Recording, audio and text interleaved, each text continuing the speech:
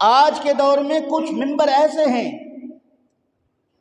جہاں یہ کہا جا رہا ہے کہ شاست حسین، بادشاہ حسین، سردار بھی حسین ہے، بادشاہ بھی، بولیں دین است حسین، دین بھی حسین ہے، دین پناہ است حسین، دین کو پناہ دینے والا بھی حسین ہے، سرداد نداد دست در دست یزید، حقہ کے بنائے لا الہ است حسین، حقہ کے بنائے لا الہ است حسین۔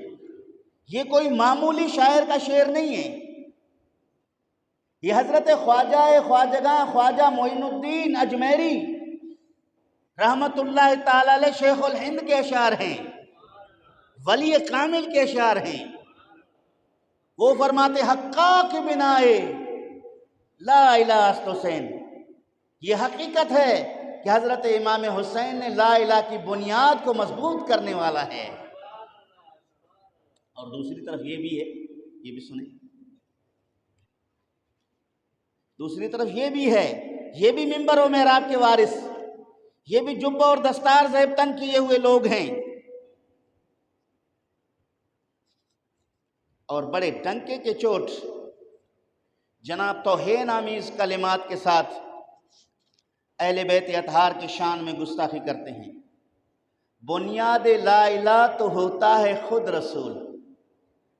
شاہ معین الدین اجمیری کے جواب میں یہ خارجی شخص کہتا کیا ہے؟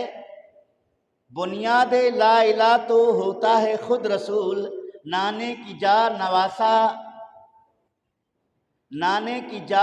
نواسا بٹھایا نہ جائے گا۔ یعنی یہ طنزیہ کہتا ہے کہ اگر کوئی یہ کہتا ہے کہ حقہ کی بنا لا الہ است حسین، اس کا مطلب یہ ہے کہ حضرت امام حسین کو آپ نے بڑھا کے رسول کے مقام پہ لا کے بٹھا دیا، حالانکہ حقیقت یہ نہیں ہے۔ حضرت امام حسین رضی اللہ تعالیٰ عنہ کی شخصیت جو ہیں انتہائی شاندار شخصیت ہیں۔ پھر کہتا ہے ابن علی کو حد سے بڑھایا نہ جائے گا، یعنی حسین کو۔ انسان کو خدا تو بنایا نہ جائے گا۔ حقہ کی لا الہ است حسین میں کیا خدائی کا دعویٰ ہے؟ کوئی ایسی بات نہیں ہے۔ اور اس کے بعد یہ کہتا ہے حسین کے اس فعل پر ناراض تھے اصحاب۔ حسین کے اس فعل پر کون ناراض تھے؟ اصحاب۔ حسین کے اس فعل پر ناراض تھے اصحاب، تفریق کو تو دین بنایا نہ جائے گا۔ معاذ اللہ یہ کہتا ہے کہ حضرت امام حسین جب مدینہ المنورہ سے مکہ آئے اور مکہ سے کوفہ کی جانب روانہ ہوئے، یہ دین میں تفریق کرنے کے لیے نکلے۔ معاذ اللہ کتنی بڑی جسارت کی ہے۔ یہ محمد دین بٹ ہے جس نے رشید ابن رشید نامی کتاب لکھ کے یزید کی وکالت کی ہے۔ اس میں حضرت امام حسین رضی اللہ تعالیٰ کی شخصیت پر تنقید کیا ہے، اور آپ کو حکومت اور خلافت کی چکر میں باہر نکلنے والا کہہ کر مسلمانوں کے دھڑے بندی میں تقسیم کرنے کا ذمہ دار ٹھہرایا ہے۔ یہ اتنی بڑی جسارت اور گستاخی اور بے ادبی ہے۔ اب آئیے ذرا ہم اکابر علماء سے پوچھتے ہیں، اکابر علماء کیا کہتے ہیں جو علم و فن کے اعتبار سے زیادہ ہیں۔ یہ میرے ہاتھ میں فتویٰ موجود ہے شاہ عبدالعزیز محدث دہلوی رحمۃ اللہ علیہ کی۔ کس کی ہے؟ شاہ عبدالعزیز محدث دہلوی رحمۃ اللہ علیہ کی۔ شاہ عبدالعزیز محدث دہلوی رحمۃ اللہ علیہ حضرت امام حسین کے یزید کے خلاف نکلنے پر کیا ارشاد فرماتے ہیں؟ ذرا سنیے۔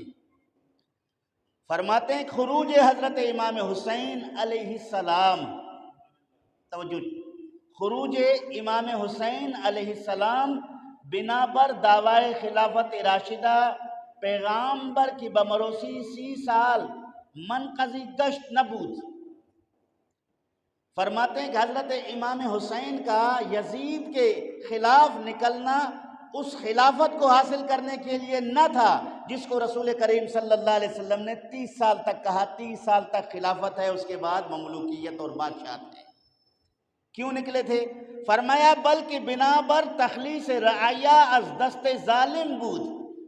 حضرت امام حسین یزید کے خلاف اس لیے نکلے تاکہ رعیہ کو ظالم جابر سے نجات دلائے، خلاصی عطا کرے۔ کیا مقصد تھا؟ یزید ظالم ہے، یزید جابر ہے، وہ ظلم اور جبر کے ذریعے مسلط ہوا ہے مسلمانوں کے اوپر۔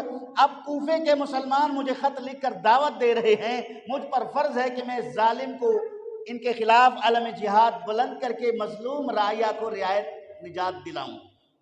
یہ سوچ اور سمجھ حضرت امام حسین کا۔ آگے فرماتے ہیں، ذرا ایک جملہ تھا کہ اعانت المظلوم علی الظالم من الواجبات۔ شاہ صاحب کہتے ہیں کہ مظلوم کی مدد کرنا ظالم کے خلاف یہ بھی واجبات میں سے ایک واجب عمل ہے۔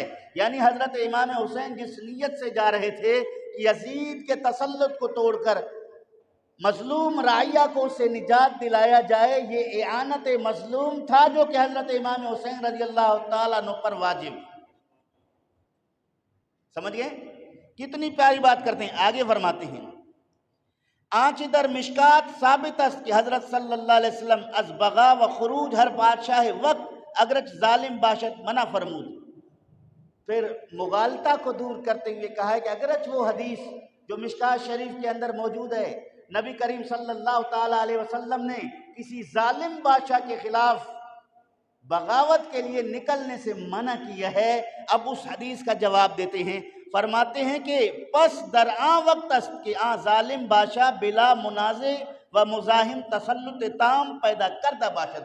فرماتے ہیں کہ یہ اس وقت ہے جب ظالم تمام لوگوں کے ووٹوں سے بیعت کرنے سے منتخب ہو کر تسلط حاصل کر لے اور پوری قوم اس ظالم کو اپنا حاکم اور امام بنا لے۔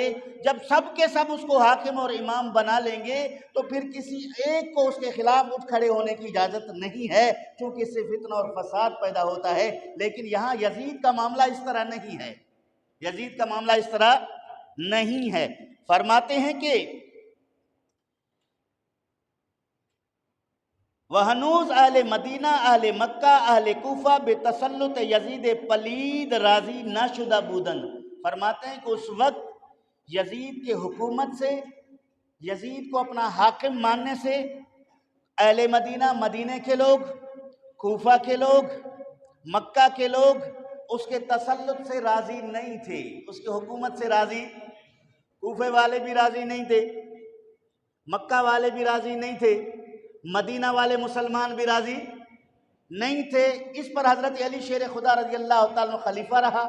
جب یہ تمام لوگ یزید کے حق میں بیعت کرنے والے نہیں تھے، تو پھر یہ محمد دین بٹ جو کہتا ہے کہ یزید کے خلافت سے سب تمام اصحاب راضی تھے، یہ دشمن صحابہ کو موقع نہیں دے رہا کہ صحابہ کے خلاف تنقید کرے۔ یہ جملے لکھ کر خود ان دشمنان صحابہ کو ایک موقع فراہم کر رہا ہے تاکہ وہ صحابہ کرام پر تنقید کریں، جبکہ صحابہ یزید کے حکومت سے راضی نہیں تھے۔ کون کہتا ہے؟ شیخ عبدالعزیز محدث دہلوی رحمۃ اللہ علیہ۔ آگے سنیے، فرماتے ہیں کہ مثل، پھر نام لکھتا ہے کون کون راضی نہیں تھے۔ مثل حضرت امام حسین رضی اللہ تعالیٰ عنہ، حضرت عبداللہ ابن عباس رضی اللہ تعالیٰ عنہ، حضرت عبداللہ ابن عمر رضی اللہ تعالیٰ عنہ، حضرت عبداللہ ابن زبیر رضی اللہ تعالیٰ عنہ بیعت نہ کردہ۔ اب یہ جو 5 افراد کا انہوں نے نام لیا، یہ 5 افراد چھوٹے نہیں ہیں، یہ اپنے اپنے قبیلے کے سردار ہیں، پیشوا ہیں، ان کے ساتھ ان کی پوری قوم ہے۔ حسین کے ساتھ تمام قریش، ہاشمی قریشی ہیں، آپ کے تمام خاندان کے لوگ ہیں۔ اسی طرح عبداللہ ابن عمر کے ساتھ اس کے تمام خاندان کے لوگ ہیں، عبداللہ ابن زبیر کے ساتھ اس کے تمام خاندان کے لوگ ہیں، حضرت عبداللہ ابن عمر کے ساتھ اس کے تمام خاندان کے لوگ ہیں، پھر ان کے مریدین اور عقیدت مند لوگوں کا جمع غفیر ہے جو لاکھوں کی تعداد کو جا پہنچتا ہے۔ یعنی 5 افراد جو ان کی قیادت کرنے والے لوگ ہیں، ان کے پیچھے لاکھوں کے افراد کا ایک مجمع ہے، قوم کے سردار ہیں، انہوں نے اس کی بیعت نہیں کی تھی۔ حضرت عبد الرحمن ابن ابی بکر بھی ہیں، انہوں نے بھی بیعت نہیں کی تھی۔ فرماتے ہیں کہ بالجملہ خروج حضرت امام حسین رضی اللہ تعالیٰ عنہ برائے دفع تسلط عبود، فرماتے ہیں کہ وہ خود بخود مسلمانوں کے اوپر مسلط ہونا چاہ رہا تھا، اس کو دفع کرنے کے لیے حضرت امام حسین کا نکلنا تھا، اور برائے رفع تسلط، اور نہ برائے رفع تسلط، اور رفع تسلط کے لیے نہیں تھا۔ رفع تسلط اسی کو کہتے ہیں کہ لوگ خود منتخب کریں، پھر کسی ایک کو نکلنے کا حق نہیں ہے۔ یہاں رفع تسلط نہیں ہے، یہاں دفع تسلط ہے۔ رفع اور دفع کا معنی، مفہوم اور ان کے درمیان فرق کو اہل علم سمجھتے ہیں۔ تو عزیزان گرامی، یہاں سے پتہ چلا کہ حضرت امام حسین رضی اللہ تعالیٰ عنہ بڑے شان رکھتے ہیں۔ آئیے، یہ میرے ہاتھ میں موجود ہے کتاب کشف المحجوب۔ کشف المحجوب کون کس کا ہے؟ داتا علی حجویری۔ کون ہے؟ داتا علی حجویری۔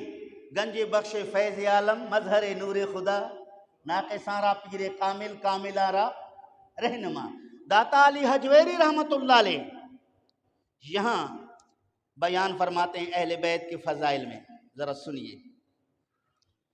فرماتے ہیں کہ وَمِنْهُمْ نیز شمع آل محمد واز جملہ علائقہ مجرد سید زمانہ خود ابو عبداللہ الحسین ابن علی ابن ابی طالب رضی اللہ تعالی عنہما از محققان اولیاء بود۔ یہاں حضرت امام زین العابدین رضی اللہ تعالیٰ کے فضائل بیان کرتے ہیں۔ حضرت امام زین العابدین رضی اللہ تعالیٰ عنہ ان اہل بیت میں سے آخری فرد تھے جو رسول کریم صلی اللہ تعالیٰ علیہ وآلہ وسلم کے جانشین تھے، اور تمام اولیاء کے سربراہ تھے، اور تمام صحابہ کرام رضوان اللہ علیہم اجمعین کا آپ کے ساتھ بڑی عقیدت تھی۔ یہ بیان کرنے کے بعد آگے کہتا ہے نیز وارث نبوت و چراغ امت سید مظلوم امام مرحوم زین عباد شمع اوتاد ابو الحسن علی بن الحسین ابن علی ابن ابی طالب کرم اللہ وجہ الکریم فرماتے ہیں کہ حضرت امام زین العابدین نبوت کے وارث ہیں، امت کے چراغ ہیں۔ نبوت کے وارث ہیں، امت کے چراغ ہیں، اور امام مرحوم سب سے زیادہ عبادت گزار ہیں، اور جتنے اولیاء اللہ کے جو اوتاد ہیں ان کے سورج ہیں، ان کے لیے مثل شمع کے فیض رساں ہیں۔ اس کے بعد پھر فرماتے ہیں، آگے چل کر ان کی فضائل بیان کرتے ہیں کہ چون حسین ابن علی را با فرزندہ نے وے رضوان اللہ تعالی علیہ مجمعین در کربلا اندر کربلا بکشتن و بجزو کس نمانت کی بر اورات قیم بودی و او نیز بیمار بود۔ فرماتے ہیں کہ حضرت امام حسین رضی اللہ تعالیٰ عنہ کے تمام بیٹوں کو، آپ کے ساتھ اہل بیت کے تمام افراد کو شہید کیا گیا۔ مردوں میں سوائے حضرت امام زین العابدین کے کوئی زندہ نہ بچا جو عورتوں کی سرپرستی کرے۔ اس وقت وہ بیمار تھے۔ کیا تھے؟ بیمار تھے۔ حضرت حسین رضی اللہ تعالی عنہ اورا علی اصغر خواندی، حضرت امام حسین اپنے اس بیٹے کو علی اصغر کہہ کر پکارتے تھے، زین العابدین کو، چھوٹے علی۔ اصغر کے معنی چھوٹے علی۔ حضرت علی بڑے جو ہیں اکبر، عرفی اعتبار سے، عربی لغت کے اعتبار سے حضرت علی شیر خدا کو کہتے تھے، وہ بڑے علی ہیں۔ چھوٹے علی کون ہیں؟ زین العابدین، چونکہ ان کا نام علی تھا۔ فرماتے ہیں کہ وچوں ایشارہ بر اشتراں برہنا بدمشق اندر آوردند، ان کو ننگی پیٹھ اونٹوں پر بٹھا کر دمشق کی طرف لایا گیا، یزید کے دربار میں انہیں پیش کیا گیا۔ فرماتے ہیں کہ پیش یزید ابن معاویہ اخزاہ اللہ دون ابی ہے، یہ جتنے یزید کے پیروکار ہیں وہ سن لیں، حضرت داتا علی حجویری رحمت اللہ علیہ یزید کا ذکر کرتے ہوئے اس کو بد دعا دے رہے ہیں۔ اخزاہ اللہ، اللہ اسے ذلیل کرے، اللہ اسے اگر وہ واقعی صحابہ کے امام تھے، اگر واقعی وہ متقی پرہیزگار تھے، تو وقت کے ولی کامل یزید کو اس طرح برے کلمات یعنی بد دعائیہ کلمات کے ساتھ ذلت کی دعا کیوں کرتے؟ پھر دوسرا مسئلہ وہ بھی سمجھ لیں، جو تفضیلی طبقہ ہے، رافضی طبقہ ہے، وہ بھی سن لیں۔ حضرت داتا علی حجویری رحمت اللہ علیہ سے عقیدت رکھنے کے دعوے دار ہیں۔ فرماتے ہیں دون ابی ہے، یزید کے باپ معاویہ پر نہیں، یعنی حضرت معاویہ کو الگ کر کے پھر یزید کو کہتا ہے کہ اللہ اسے ذلیل کر دے۔ سوائے معاویہ کے اللہ یزید کو ذلیل کر دے، اس کا ترجمہ یہی ہے، سوائے معاویہ کے اللہ یزید کو ذلیل کر دے۔ چونکہ یہاں مغالطہ ہو سکتا تھا، یزید ابن معاویہ کا ذکر کیا اور ساتھ میں پھر اغزا اللہ کے جملے بھی بول رہا ہے، ممکن ہے کوئی اس میں امیر معاویہ کی ذات کو مراد لے، تو آپ نے کہا دون ابی ہے، وہ تو صحابی ہے، اس کے بارے میں داتا علی حجویری ایسے جملے نہیں کہہ سکتا، لیکن یزید کے بارے میں کہہ رہا ہوں اغزا اللہ، اللہ اسے ذلیل کر دے۔ داتا علی حجویری معمولی شخصیت ہے، بولیں داتا علی حجویری رحمت اللہ تعالی علیہ کہتے ہیں، آگے چلیے، فرماتے ہیں اس کو بد دعا کی، یکے گفت اورا، ایک آدمی نے کہا اسے، کسے؟ امام زین العابدین، کیف اصبحتم یا علی و یا اہل بیت الرحمہ، اے علی، اے رحمت کے گھر والے، آپ نے صبح کیسے کی، یعنی رات کیسے گزار دی، صبح کیسے ہوا؟ دکھ سکھ میں، تکلیف میں جب وہ قیدی کی صورت میں آئے ہیں، صبح وہ پوچھتا ہے کہ آپ نے رات کیسے گزاری، صبح کیسے ہوا؟ اس موقع پر جواب دینے والے کوئی معمولی آدمی نہیں تھے، بولو امام زین العابدین تھے، نہ ڈرنے والے نہ جھکنے والے، حاکم وقت کے سامنے کھڑے ہیں، یزید کا تسلط ہے، جواب کیا دے رہے ہیں؟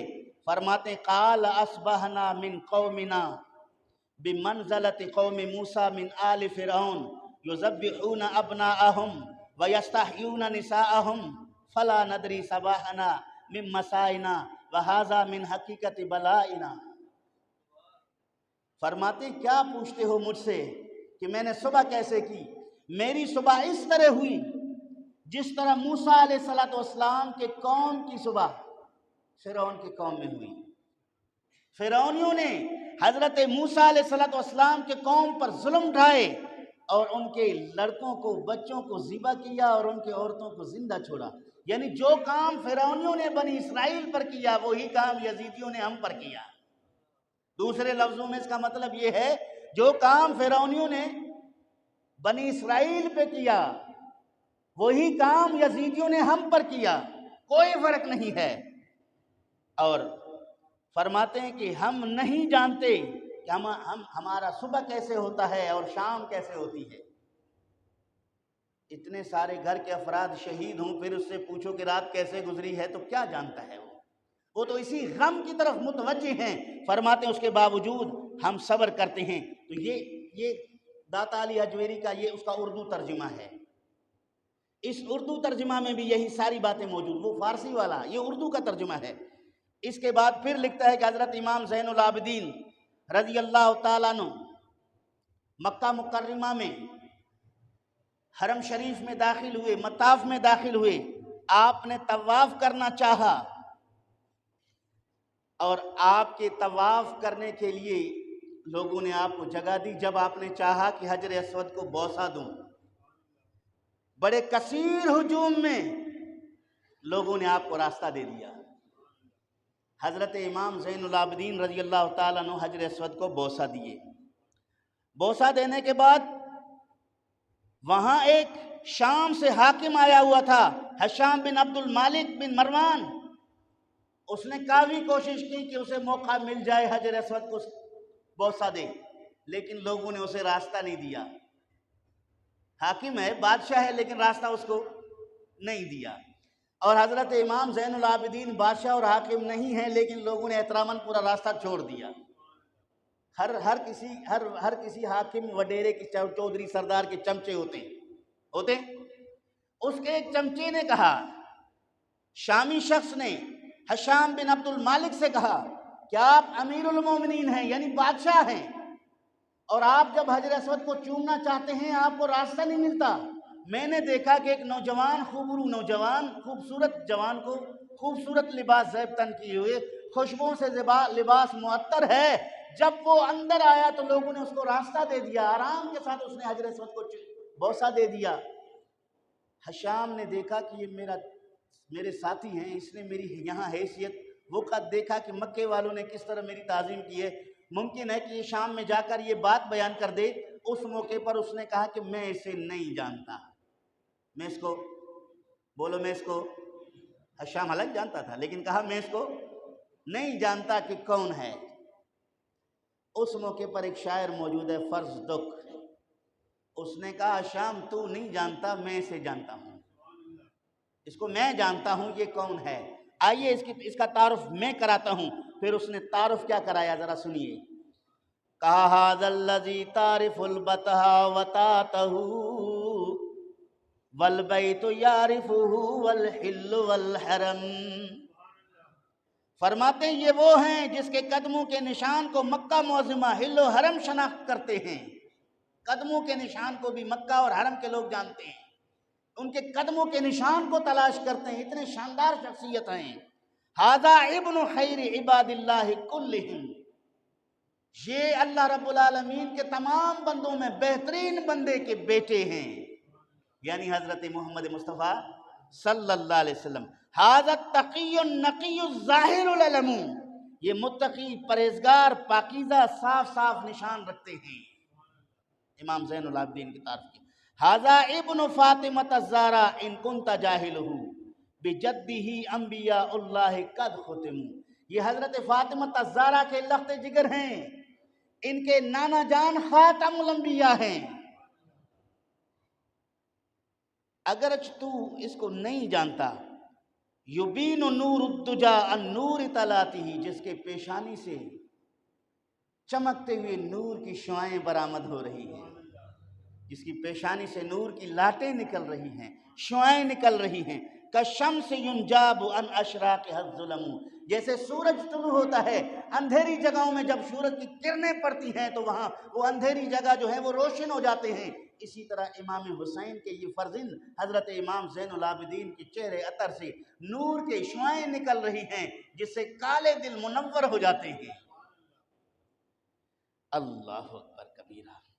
فرماتے ہیں یغدی حیاءً ویغدی مہامةً فما یکلم الا حین یبتسم۔ فرماتے ہیں کہ حضرت امام زین العابدین اتنے حیادار شخصیت ہیں، وہ حیا اور شرم کی وجہ سے اپنی نظریں نیچی رکھ کر چلتے ہیں، لیکن حضرت امام زین العابدین کو دیکھ کر لوگ ان کی عظمت اور احترام اور ہیبت کی وجہ سے اپنی نظریں نیچی رکھتے ہیں، لوگ احتراماً اس کے سامنے اپنی نظریں نیچی رکھتے ہیں۔ اس کے بعد فرمایا کہ اس وقت تک ان سے بات نہیں کرتے جب تک یہ تبسم نہیں فرماتے ہیں، جب تک امام زین العابدین مسکراتے نہیں ہیں اس وقت کوئی ان سے عرض درخواست نہیں کرتا۔ جب لوگ آپ کو مسکراتے ہوئے دیکھتے ہیں تو آپ کو چمٹ جاتے ہیں، آپ کے پاس اپنے اپنے مسائل لے کر آتے ہیں۔ یہ ساری باتیں کرنے کے بعد آگے فرماتے ہیں کہ اللہ فضلہ کرما وشرفہ جرى بذلك له في اللوح والقلم، اللہ رب العالمین نے اسے فضل عطا کیا ہے، اللہ نے اسے عزت عطا کی ہے، اللہ نے اسے شرف عطا کیا ہے۔ تو عزیزان گرامی، جو کہ لوح اور قلم میں یہ مرقوم ہے، لکھے ہوئے ہیں۔ اس کے بعد فرمایا مقدم بعد ذکر اللہ و ذکرہم، اللہ رب العالمین کے ذکر کے بعد تمام ذکروں سے مقدم ان کا ذکر ہے۔ اللہ کے ذکر کے بعد تمام ذکروں کے بعد مقدم ان کا ذکر ہے۔ فی کل بدو و مختوم فی القلم، ان کی بزرگی کے سبب لوگ محفوظ پر چلائی گئی ہیں۔ من یعرف اللہ یعرف اولیتہ والدین من بیت ھذا نالہ الامم، فرماتے ہیں جو شخص اللہ کو پہچانتا ہے، جو شخص اللہ کو پہچانتا ہے وہ شخص ان کو بدرجہ اولا پہچانتا ہے، جو اللہ کو نہیں پہچانتا وہ ان کو نہیں جانتا۔ عارفوں کا کام ہے نا اہل بیت کے مقام اور مرتبے کو جانے، بے دین لوگ کیا جانیں ان کے مقام اور مرتبہ کو۔ ایو قبائل لیست فی رخابہم لاولیتہ ھذا اولہ نعم، وہ کون سے قبیلے ہیں جن کی گردنوں میں اس کے پہلول کی یا اس کی نعمتیں نہیں ہیں، یعنی ہر قبیلے کو جو جو نعمتیں ملی ہیں ان کے در سے ملی۔ جب یہ باتیں حضرت امام زین العابدین رضی اللہ تعالیٰ عنہ سے کسی نے کی تو حضرت امام زین العابدین رضی اللہ تعالیٰ عنہ نے انہیں انعام بھیجا، 5000 درہم کے لگ بھگ رقم ہے یا اس سے کچھ کم بیش، یہ بھیجا۔ جب فرزدق کو حضرت امام زین العابدین کے سلام کے ساتھ وہ انعام میں پیسے ملے، آپ نے عرض کیا میں نے حضرت امام زین العابدین کی تعریف کوئی درم و دینار کے لالچ میں نہیں کیا، میں تو اللہ اور اس کے رسول کی محبت کے بنا پر ان کے شان بتاتا ہوں، جو حقیقت سچ ہے میں نے وہ بیان کیا ہے۔ انہوں نے یہ کہہ کر پیسے حضرت امام زین العابدین کو واپس کی۔ جب وہ قاصد پیسے واپس امام زین العابدین کے پاس لا کر فرزدق کی ساری باتیں کی بیان کی، تو حضرت امام زین العابدین نے کہا کہ ان سے جا کر کہہ دو کہ ہم نے تجھے یہ اجرت میں نہیں دیا، مزدوری میں معاوضہ نہیں دیا، یہ ہم نے تجھ پر خوش ہو کر تجھے ہدیہ بھیجا ہے، اور یہ ہمارے مال سے ملکیت سے رقم نکل چکی ہے، اب اس کو واپس نہ کر دے۔ حضرت امام زین العابدین کی طرف سے دوبارہ قاصد نے یہ رقم جا کر انہیں دے دیا، تو اس نے اس کو قبول کیا، اور قبول کرنے کے بعد پوری زندگی حضرت امام زین العابدین اہل بیت اطہار کی فضائل بیان کرتے رہے۔ یہ میرے ہاتھ میں کتاب تکمیل الایمان، شیخ عبدالحق محدث دہلوی رحمۃ اللہ علیہ عقائد کے باب میں ہے۔ یہاں یزید کے متعلق حضرت شیخ عبدالحق محدث دہلوی رحمۃ اللہ علیہ کے کیا ارشاد ہے؟ فرماتے ہیں کہ بعض علماء اہل سنت تو یزید کے معاملے میں توقف سے کام لیتے ہیں، یعنی خاموش رہتے ہیں، مگر بعض غلو اور افراد کی وجہ سے ان کی شان و منزلت بیان کرنے بیٹھ جاتے ہیں۔ کچھ ایسے نادان ہیں جو ان کا مقام مرتبہ بھی بتانا شروع کر دیتے ہیں، فضائل، جیسے ابھی میں نے آپ کو یزید رشید ابن رشید کا حوالہ دے کر بتا دیا۔ فرماتے اور کہتے ہیں کہ چونکہ وہ مسلمانوں کی اکثریت کے بنا پر امیر مقرر ہوا تھا، جیسے آج کل عطا اللہ بندیالوی بھی ممبر پہ بیٹھ کے یہی اول فول کے کلمات بولتا رہتا ہے۔ فرماتے ہیں کہ اکثریت کے بنا پر امیر مقرر ہوا تھا، امام حسین رضی اللہ تعالیٰ پر ضروری تھا کہ ان کی اطاعت کرتے۔ نعوذ باللہ من ھذا القول ومن ھذا الاعتقاد، یہ جملہ بیان کرنے کے بعد شیخ عبدالحق محدث دہلوی کہتے ہیں میں اللہ رب العالمین کی پناہ چاہتا ہوں، ہم اللہ کی پناہ چاہتے ہیں اس کے اس باطل قول سے، ان کے اس باطل عقیدے سے، ہم اللہ کی بارگاہ سے پناہ چاہتے ہیں کہ رب ذوالجلال ہمیں اس باطل عقیدے سے پناہ عطا دے دے۔ اس کے بعد فرمایا کہ یزید امام حسین رضی اللہ تعالیٰ عنہ کے ہوتے ہوئے امیر ہو کیسے سکتا ہے؟ توجہ چاہیے، یزید امام حسین رضی اللہ تعالیٰ عنہ کے ہوتے ہوئے امیر ہو کیسے سکتا ہے؟ اس کی کیا حیثیت ہے؟ کتنے پیارے کلمات ہیں۔ اور مسلمانوں کے اجماع اس پر کس طرح واجب آتا ہے، جبکہ اس وقت کے صحابہ کرام، صحابہ کی اولاد جو بھی موجود تھی، اس کی اطاعت سے بیزاری کا اعلان کر چکے تھے۔ عبدالحق محدث دہلوی کہتے ہیں کہ صحابہ بھی، صحابہ کی اولاد بھی یزید کی اطاعت اور یزید کو امیر ماننے سے بیزاری کا اعلان کر چکے تھے۔ ہاں، چند نے بیعت کی، اس کے متعلق بھی سنیے کیا کہتے ہیں۔ مدینہ منورہ سے چند لوگ اس کے پاس شام میں جبر و اکراه سے پہنچائے گئے تھے۔ پسند تو نہیں کرتے تھے شام میں یزید کے پاس جائیں، لیکن جبری طور پر یزید کے فوجیوں نے انہیں شام لے کر گئے۔ مدینہ کے چند لوگوں کو جو صحابہ تھے ان کو وہاں جبری طور پر لے کر گئے، وہ وہاں جانا پسند نہیں کرتے تھے، مگر یزید کے ناپسندیدہ اعمال کو دیکھ کر واپس مدینہ چلے آئے اور عارضی بیعت کو فسخ کر دیا۔ عارضی جو انہوں نے دباؤ میں آ کر بیعت کر دی تھی، وہ مدینہ آتے ہی دوبارہ بیعت توڑ دیا، اور ان لوگوں نے برملا کہا کہ خدا کا دشمن ہے۔ کون؟ یزید خدا کا دشمن ہے، شراب نوش ہے۔ صحابہ کہتے ہیں یزید شراب پیتا ہے، تارک صلاۃ ہے، نماز نہیں پڑھتا، بے نمازی ہے، زانی ہے، فاسق ہے، محارم سے صحبت کرنے سے بھی باز نہیں آتا، یعنی جن عورتوں کی نکاح شرعاً حرام ہے، یہ یزید ان عورتوں سے بھی پیچھے نہیں ہٹتا، باز نہیں آتا، نکاح بھی کر لیتا ہے، زنا بھی کر لیتا ہے۔ تو عزیزان گرامی، اتنی خباثتیں یزید کی بیان کرنے کے بعد صحابہ اس کی پوزیشن کو واضح کر رہے ہیں یا اس کے اندر جو کرتوت بد تھے ان کو ظاہر کر رہے ہیں؟ بتائیں تو یہ کیسے کہتا ہے یزید ابن یزید یا رشید ابن رشید والا؟ اور یہ ساری باتیں کرنے کے بعد میں آخری بات کرتا ہوں۔ ہماری رائے میں، شیخ صاحب کہتے ہیں ہماری رائے میں یزید مبغوض ترین انسان تھا۔ اس بدبخت نے جو کارہائے بد سر انجام دیے ہیں امت رسول میں سے کسی سے نہیں ہو سکے۔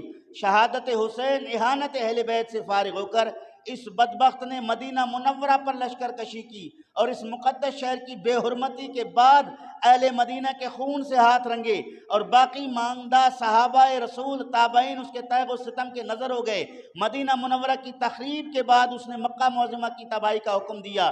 حضرت عبداللہ ابن زبیر رضی اللہ تعالیٰ عنہ کی شہادت کا ذمہ دار ٹھہرا اور انہی حالات میں وہ دنیا سے رخصت ہو گیا، اور اس کی توبہ اور رجوع کا مزید حال تو اللہ ہی جانتا ہے۔ اللہ ہمارے اور دوسرے اہل ایمان کے دلوں کو اہل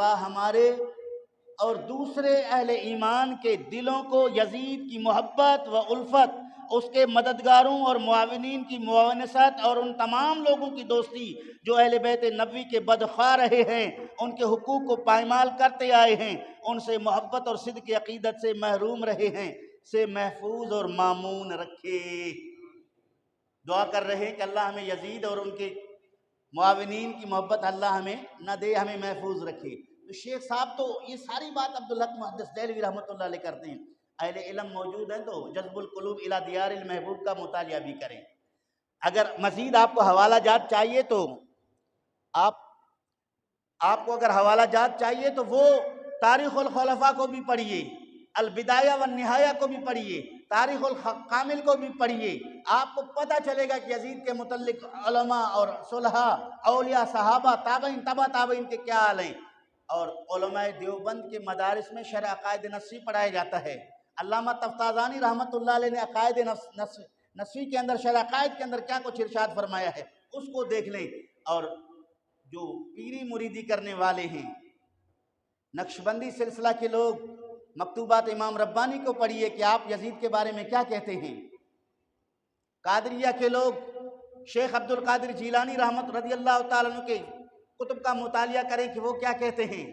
چشتی کہنے والے لوگ خواجہ معین الدین اجمیری کے نظریات کو دیکھیں کہ وہ کیا کہتے ہیں۔ تمام صوفیہ یزید کو حق پر نہیں سمجھتے، تمام علماء اس کو حق پر نہیں سمجھتے۔ وہ قاتل امام حسین ہے، قاتل اہل بیت ہے، قاتل صحابہ کرام ہے، مدینہ المنورہ مکہ مکرمہ کی بے حرمتی کرنے والا ہے۔ اللہ تعالی ہمارے دلوں میں حسین کی محبت ڈال دے، اور حضرت امام حسین کے تمام دشمنوں سے ہمیں کوئی کسی قسم کی عقیدت نہیں ہے۔ اللہ تعالیٰ قیامت تک ہمیں ان سے محفوظ فرمائے۔